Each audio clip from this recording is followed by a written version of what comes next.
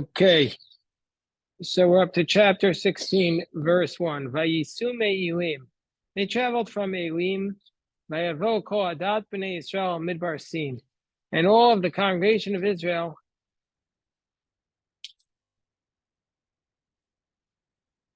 and all the congregation of Israel came to Midbar Sin, Asher bein Elim ubein Sinai, which was between Elim and Sinai.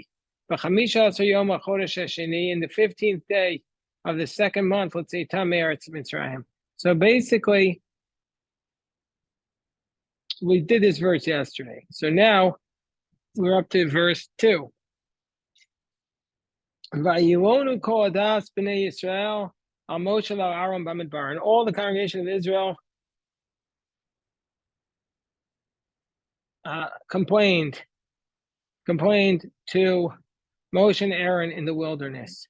Why are they complaining? Rashi says, because all the bread that they took out of Egypt was finally finished. And now this is one of my favorite psukim in the whole Torah. Vayomer aleim b'nei Yisrael, and the children of Israel said to Vayomer aleim b'nei Yisrael, the children of Israel said to Moshe and Aaron, God, we would have better for us to have died in the land of Egypt. All of a sudden they're in the wilderness and they say, we remember when we sat by the flesh pots in Egypt. We had as much bread as we wanted. And now you took us all out to die by hunger. They just saw the splitting of the sea. And they just sang a song of Az Yashir. And now all of a sudden they're saying, wow, now all of a sudden they're saying we would have been better off to die by the hand of Hashem in the land of Egypt. And we remember that we sat by the pots of meat. They didn't say that they ate the meat. They remember they sat by the pots. And we had as much bread as we wanted. Rashi says it means we wish we would have died there where we were happy. And you took us here and now we're in this place of distress. Vayomer Hashem el Moshe. And Hashem says to Moshe, Hineni mamtir lachem lechem min hashamayim.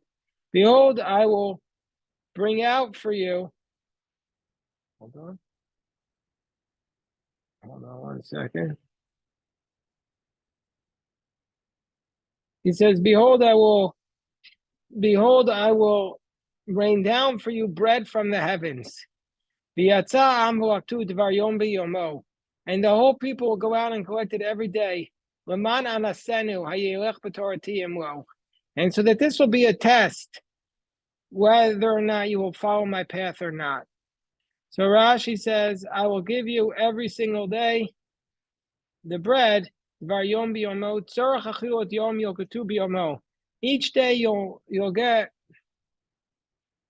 Each day you'll get that which you need. And you will not be able to gather today for the need of tomorrow.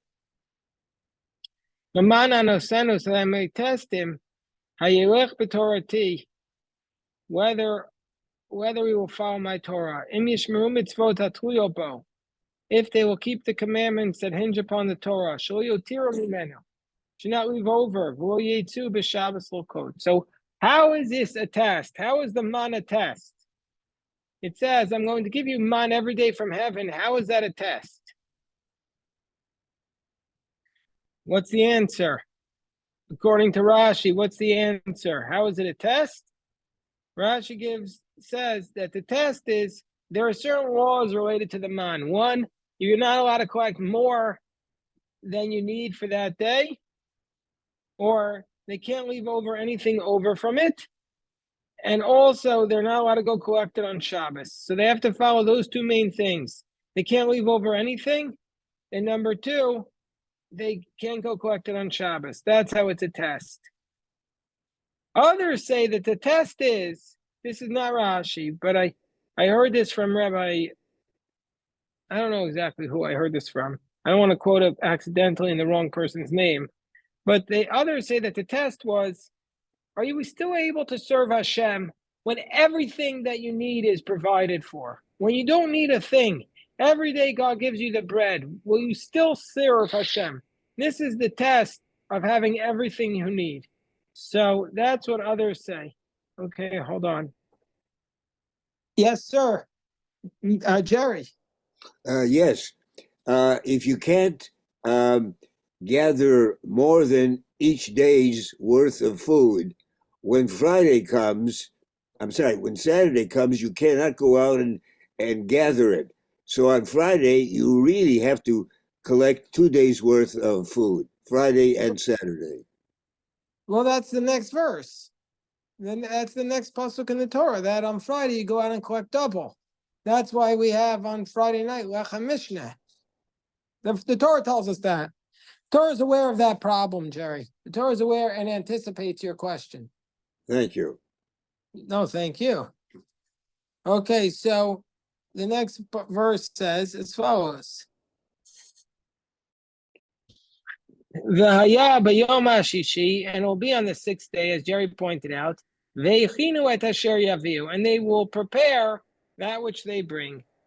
V'yom mishneh al asher yokatu yom yom, and it'll be double from what they gather every day. Like Jerry said, what are you going to do for Shabbos when you can't collect? So on Friday, you're going to get a double portion.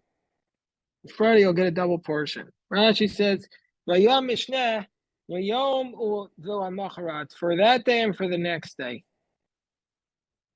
Mishneh is a double. Al shayu regilim will quote yom shal shar yemos hashavua, because they had a practice to collect double what they collected the other days of the week. And I say, Rashi says, Omer ani asher yaviu v'yom mishneh, and I say what this means is that it will be double, means that after they bring it, Yimtsu Mishneh b'Medina al asher yokatu v'yamodu yom yom. They'll find double in measuring than that which they would gather and measure each day. V'zeu laktu lecha Mishneh. This is what it means. They gathered double bread. When they gathered it, it was found to be double. Means say they didn't collect double, but when they gathered it, it became double. And what does it mean when it says in the verse it gives them double? Bracha fushim babayis. He will give you the blessing of abundance in the house. To fill the Omer measure twice.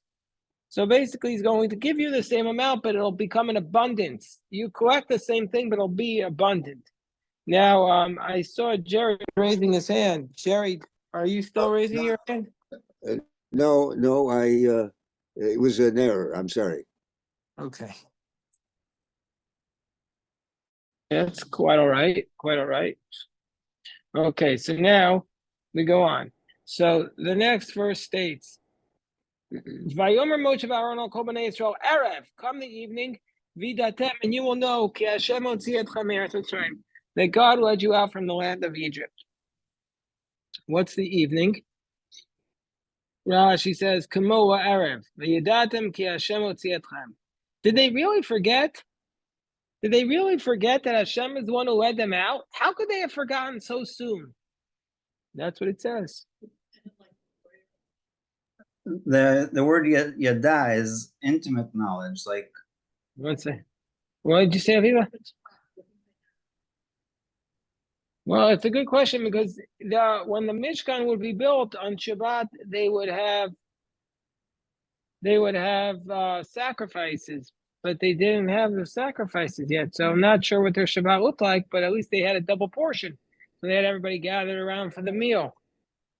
Yeah, they had everybody gathered around, but you're asking a good question. What did their Shabbat look like? And Rabbi Yosef has a question.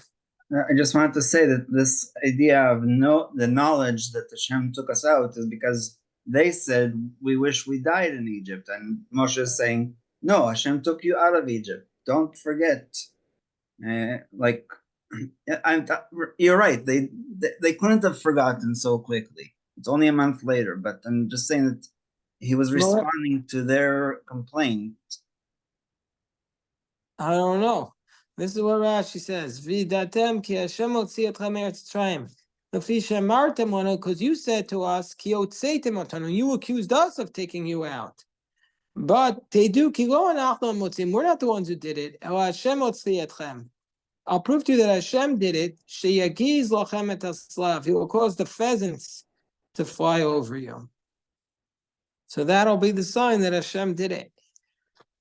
Uboker, and in the morning, Uriisem es kavod Hashem. And in the morning you'll see the glory of God. B'shemo es tlunosechem. When you hear, you'll see the glory of Hashem, that He's heard your complaints against Hashem. V'nachnu ma. And what are we? Ki talinu aleinu. What are we that you incite complaints against us? Let's see what Rashi says. In the morning,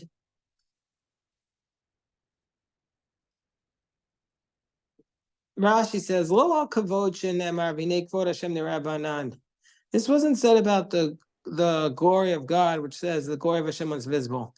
Moshe said, Arav vidatem ki hayachot biyado litain tavatchem. In the evening, you'll know that that God has the ability to give you your desires. Ubasar yitain. I'll give you meat.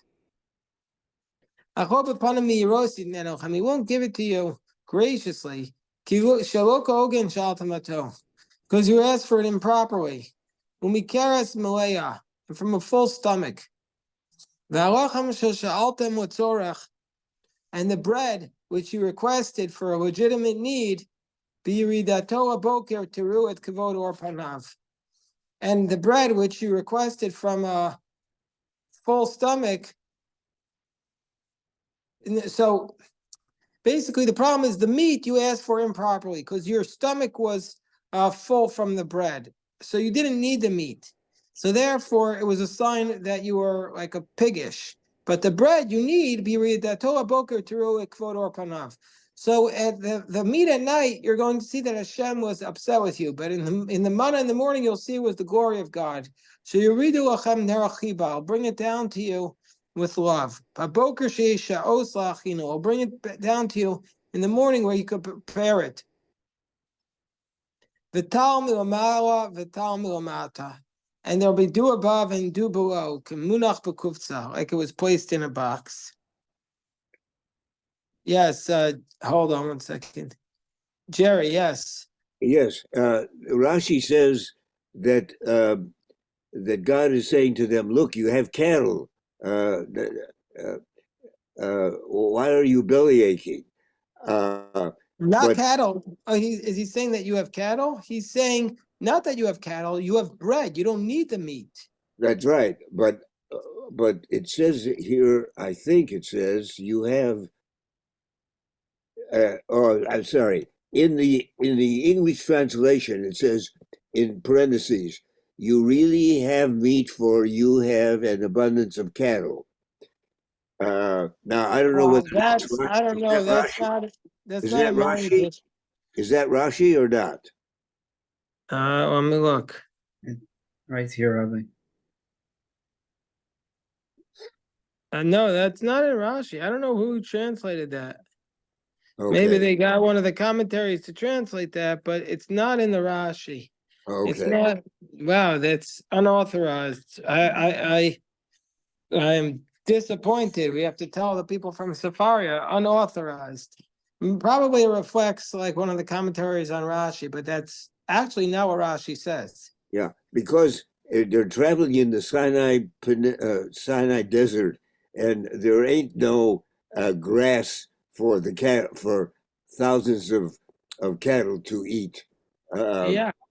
So this right. is It's not clear to me that they have cattle. Yeah, exactly. Where does it say they have cattle? Well, they told the Pharaoh that they're taking their sheep with them. Yeah, but it doesn't refer to their sheep here. Who says that they actually took it when they left? Did it say that they have cattle when they actually left? It doesn't say anything about their cattle, does it? Let me see. I'm just looking at it over quickly. By the way, this English translation seems to promote vegetarianism, because it says in parentheses, since one can exist without eating meat. Well, that's just not a question of promoting vegetarianism. That's actually accurate that you can live without eating meat. So to complain for the meat was inappropriate. Oh, yeah, it says it explicitly in the pasuk. You're right. It says they had cattle.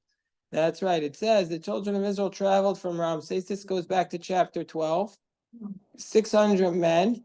The Gam Erev Rav, also the mixed multitude. Vitzonu Vakar Mikneh Kaveh Ma'od. And they went up with them with their flock and their cattle, very much livestock. So, yes, I was wrong. They had a lot of cattle. So, therefore, they shouldn't have asked God. Why are they asking God for the cattle? They have their own cattle. Yeah, but Jerry is asking, how in the world could for 40 years, how could this sheep and goats and cows? But Jerry, yeah, Jerry's asking a very good question. So the It had to human be a beings, miracle. no. We can't say that. We have to say what was the plan. The humans subsisted on the man. So what did the cattle eat? What Doesn't did the the, Midrash say that the man would melt and turn into a flowing river or something like that? so they were eating from the flowing river? That's not food. No, but we really don't know how they lived for 40 years. No, but I'm saying, well, let's see, what?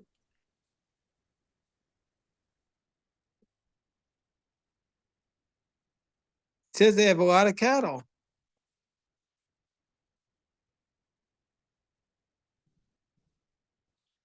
Oh, here we go. Here's a question.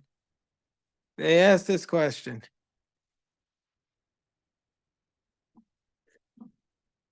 What did the Jewish animals eat in the desert?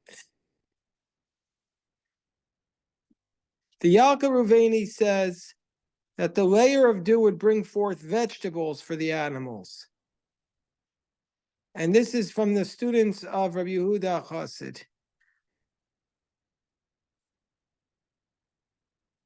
But that's like a 13th century source. It's very late. Rashi, Rabbi Yosef Rashi to Shmot says, when the sun grew hot, it melted. This is in chapter 16, verse 21. We're going to get to that. It says, what remained of the mud in the field melted and became streams from which the deer and the gazelles drank.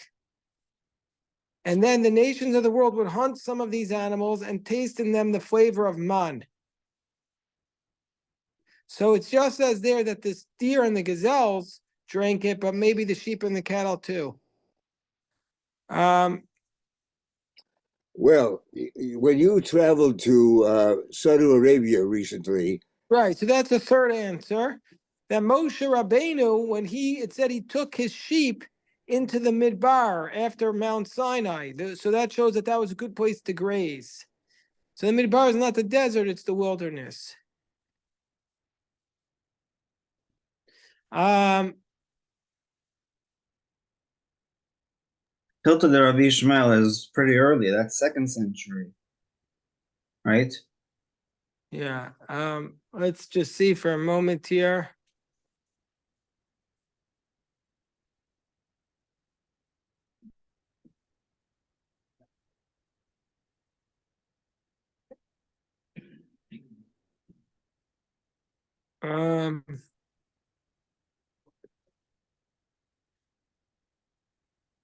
Yeah, there's a lot of discussion about this question. I never thought about that.